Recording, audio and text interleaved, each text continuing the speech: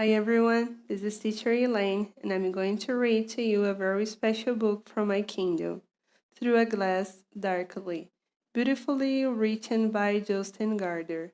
This is a slight book, only 161 pages long. It explores deep meanings of life and death in a poetic form and examines what it is to be human and how humans are an animal with the soul of an angel.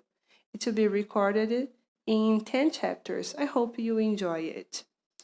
Through a Glass Darkly by Jostein Gaarder. Joy is a butterfly fluttering low over the earth, but sorrow is a bird with big, strong black wings. They lift too high above life, flowing below in sunlight and growth. The bird of sorrow flies high to where the angels of grief keep watch over death's lair.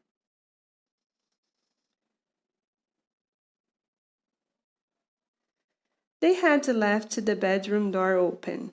Cecilia could smell the Christmas smells wafting up from the floor below. She tried to count them. One was the sweet, sour smell of spicy cabbage. Another must be the scents father had put on the hearth before they went to church. And could that be the fresh scent of the Christmas tree? Cecilia breathed in again. She thought she recognized even the smell of the presents under the tree, of red and shiny gold Christmas wrapping paper, gift labels and ribbons. But there was yet another, a vague scent of something enchanting and magical, Christmas itself. As she smelt all these things, she played with the doors in the advent calendar above her bed. All 24 doors were ajar. She had opened the biggest one today. Yet again, she looked at the angel leaning over the crib with the baby Jesus. Mary and Joseph stood in the background, but they seemed to be taking no notice of the angel.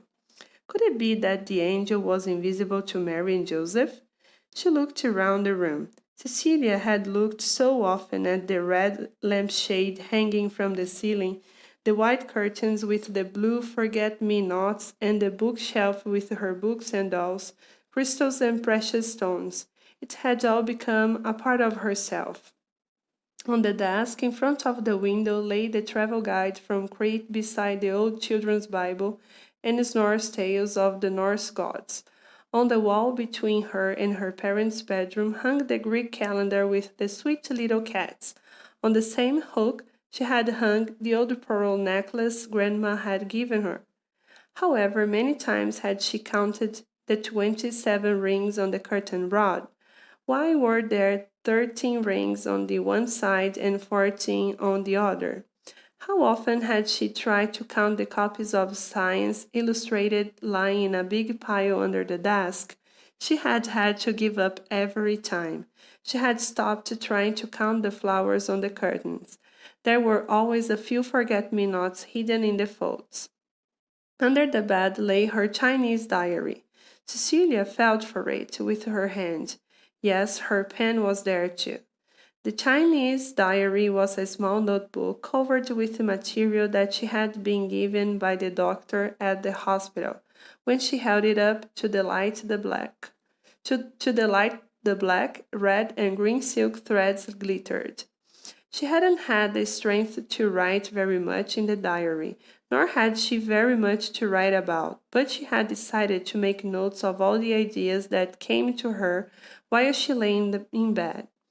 She had promised herself never to cross anything out. Every single word was to stay there till the day of judgment. It would be strange to read her diary when she was grown up. Over the whole of the first page she had written, Cecilia Scottbull's personal notes. She flopped back on to her pillow again and tried to hear what was going on downstairs. Now and then Mother picked up some cutlery. Otherwise, the house was completely silent. The others would be arriving home from church any minute. Just before or just after, the bells would ring Christmas in. You could hardly hear the church bells from Scottbull. They always went out on the doorstep to hear them better. This year, Cecilia couldn't stand on the doorstep listening to the bells ringing in Christmas. She was ill, and she wasn't just mildly ill, as she had been in October and November. Now Cecilia was so ill that Christmas was like a handful of sand that only trickled through her fingers while she slept or was half awake. At least she didn't have to be in hospital. There they had put up the Christmas decorations at the beginning of December. It was a good thing she had known Christmas before. Cecilia thought the only thing in the whole world that didn't change was Christmas at Scotbull. For a few days, people did the same things they had done year after year, without having to think about why. It's the tradition, they said. That was reason enough. During the past few days, she had tried to follow what was going on downstairs. The sounds of baking and decorating had come up from below, like small bubbles of noise. Sometimes Cecilia had imagined that the ground floor was the earth and that she was in heaven. Yesterday evening, they had brought in the Christmas tree. Then father had decorated it after little Lars had gone to bed. Cecilia hadn't seen it yet. She hadn't seen the Christmas tree. It was a good thing she had a little brother, who was a chatterbox. He talked about everything that the others merely saw or thought about. So he had chattered on about all the preparations and the Christmas decorations. He had been Cecilia's secret reporter from the underworld. She had been given a bell for the bedside table. She rang it when she wanted to go to the loo or needed something. Usually it was Lars who answered it first. Sometimes Cecilia had rung the bell just so he could tell her what they had been baking or decorating.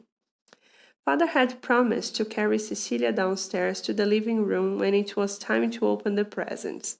She wanted new skis. The old ones barely reached up to her chin.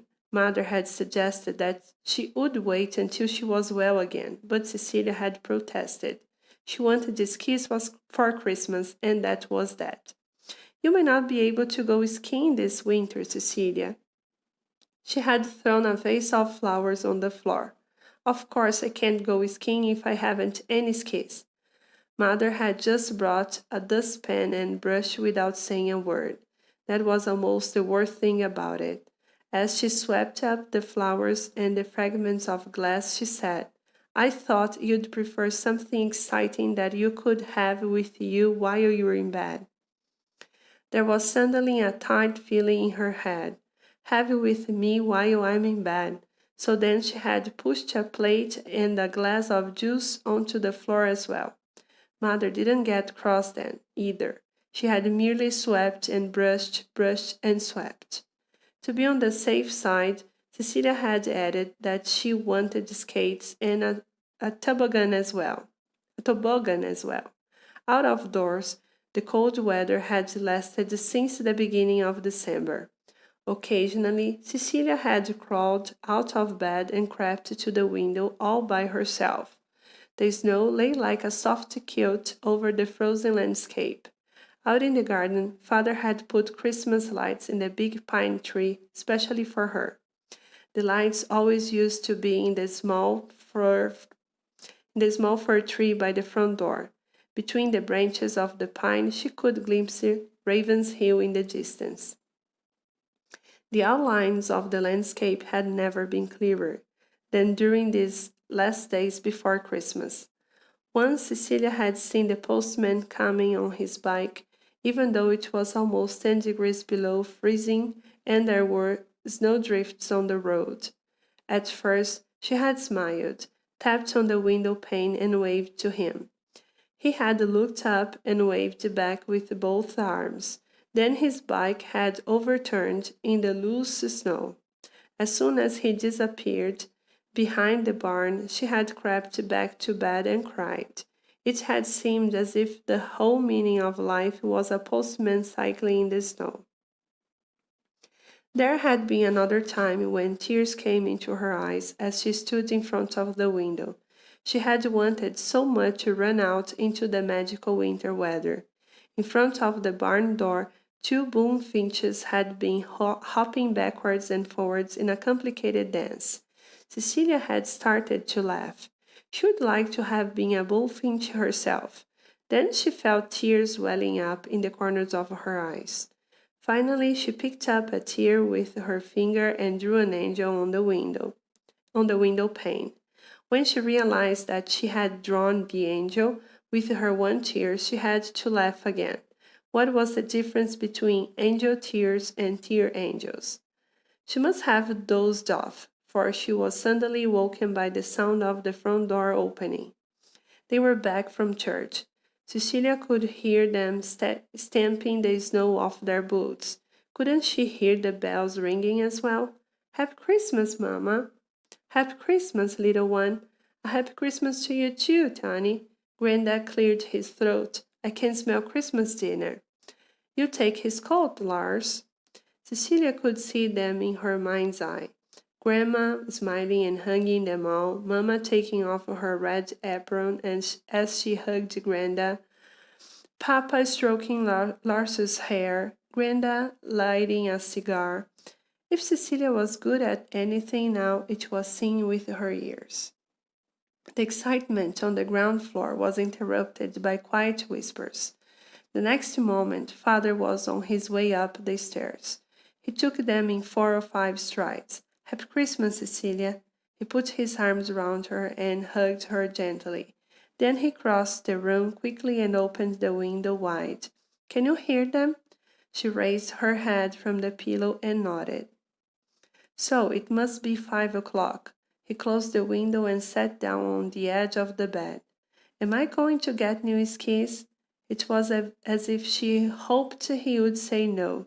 Then she'd have another chance to be angry, and that felt almost better than being sorry for herself. Father put a finger to his lips. No special favors, Cecilia. You'll have to wait and see. If I must, then I must. Are you sure you don't want to lie on the sofa while we're having dinner? She shook her head. They had talked about that lots of times during the past few days. It was better to be rested by the time they came to the presents. She couldn't face eating any Christmas food. It would only make her sick. But leave all the doors open, of course. And you must talk loudly and make lots of noise at the table. I should think so. And when you've finished reading the Christmas Gospel, Grandma is to come up and read it to me. We agreed on that. She sank back onto the big pillow. Would you give me the Walkman? He went to the bookcase and handed her the cassette and the player. I can manage the rest myself. Father kissed her on the forehead. I'd much prefer to sit here with you, he whispered. But there are the others. You see, I'll have to keep you company the rest of Christmas instead. I said you must celebrate Christmas just as usual. Just as usual, yes. He tiptoed out. Cecilia put a tape of Christmas carols in the Walkman. Soon her ears had soaked up all the lovely Christmas atmosphere from the music.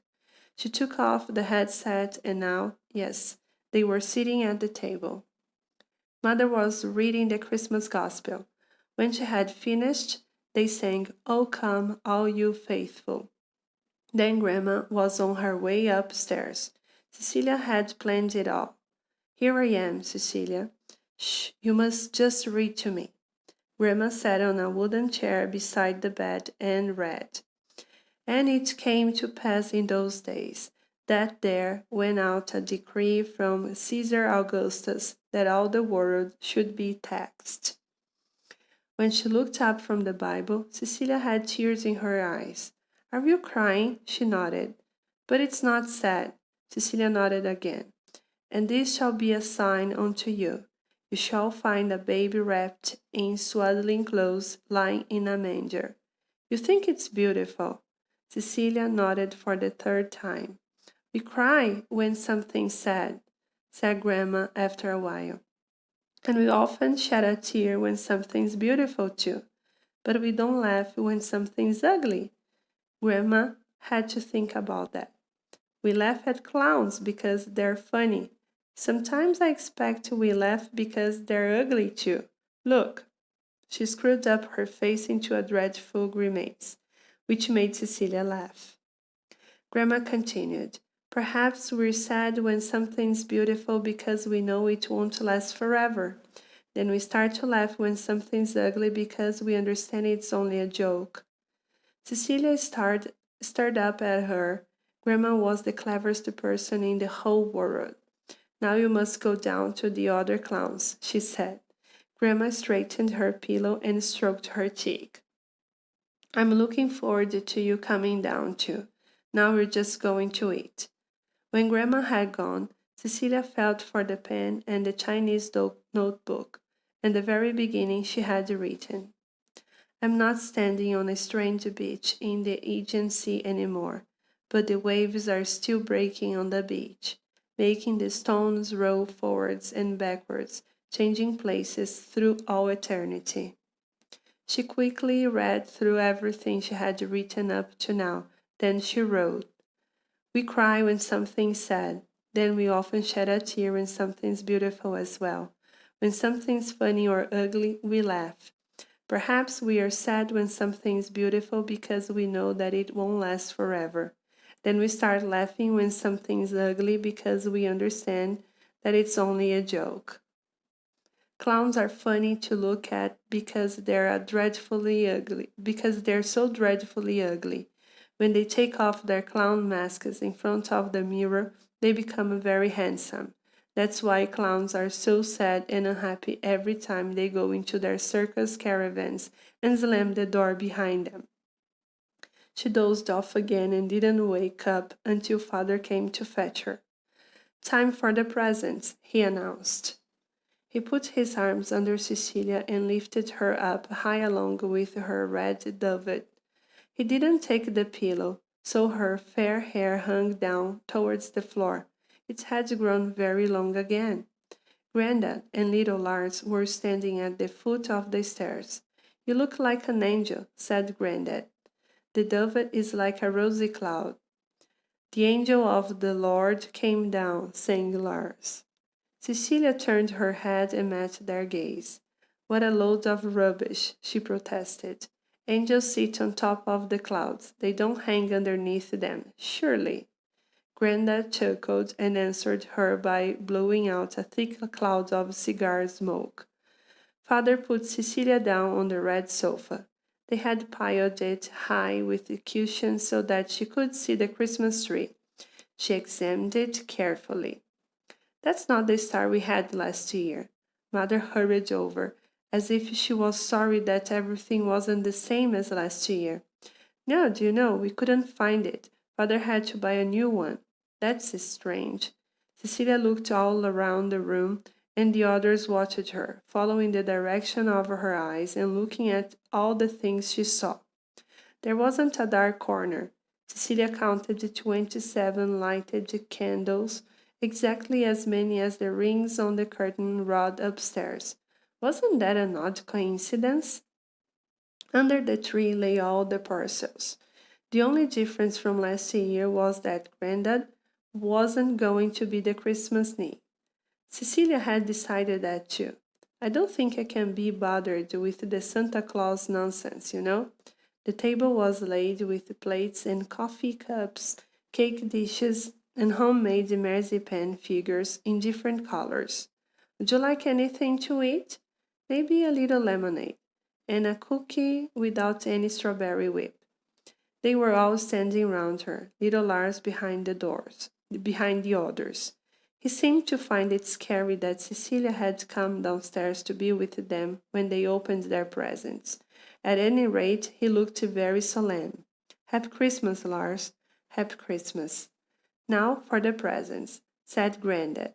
"I'm the one who's been told I may give them out." They sat round the tree, and Grandad began reading the labels.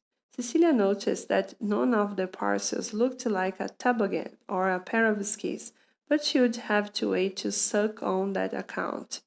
Something might come out of a hiding place somewhere else in the house. That had happened before. To Cecilia from Marianne. Marianne was her best friend. She lived on the other side of the river Lyra, but they were in the same class. It was a tiny packet, Could it be jewelry? Maybe it was something to add to her collection of stones. She tore off the paper and opened a yellow box. On a little piece of cotton wool there lay a red butterfly, a brooch. Cecilia took it out of the box, but as soon as she touched it, it changed color from red to green. Soon it turned blue and purple too. A magic butterfly that changes color when the temperature changes, nodded father. All of them had to hold it.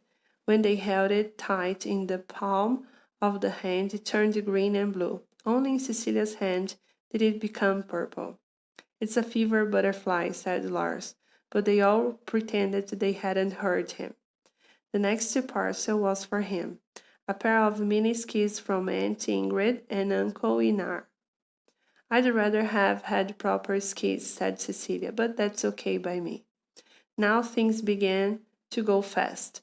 As the number of parcels under the Christmas tree dwindled, so the chairs and tables began to fill with all kinds of things, Father collected the paper and stuffed it into a black plastic bag. Then Grandad had to go out. The grown-ups drank coffee. Lars drank pop. Cecilia took her medicine. When Grandad came back to the living room, he was crying, something long and heavy, packed in blue Christmas paper with gold stars on it. Cecilia drew herself up on the sofa. Skis, to the ski champion from Grandpa and Grandad. Then Grandma and Grandad, read Grandad. Ski champion? Or ski star, explained Grandma. That's you, you know. Cecilia tore off the paper. The skis were as red as the Christmas paper had been blue.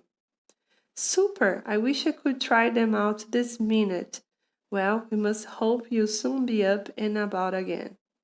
From now on, Cecilia kept her skis beside her on the sofa while the rest of the parcels were given out. The last one was so big that it had to be brought in from outside, and it was for Cecilia as well. She guessed what it was as soon as she saw it. A toboggan! You're crazy! Mother leaned over and pinched her cheek. Do you think we'd have dared to give you anything else? She shrugged. You didn't dare give me skates. Well, we did take that risk. And now it was time for the long after-dinner coffee. Cecilia was thrilled to see the dishes of cakes and fruit, of marzipan, homemade sweets and nuts. It was exactly as it should be. It was Christmas, but she only ate a piece of raisin bread herself and asked for a slice of toast with honey. Grandad told them about Christmas in the old days. He had celebrated Christmas in that room every single year for more than 60 years, but one year he had been ill too. When the time came for carols round the Christmas tree, Cecilia had begun to be drowsy, and she wanted to be carried up to her room again. First, Lars and Mother went up and down with all the presents. Cecilia insisted on having them all with her. Finally, Father carried her upstairs after they had wished each other a happy Christmas tomorrow as well. So Cecilia fell asleep, while the sound of the carols as the others circled the tree bubbled up from below. Grandma was playing the piano.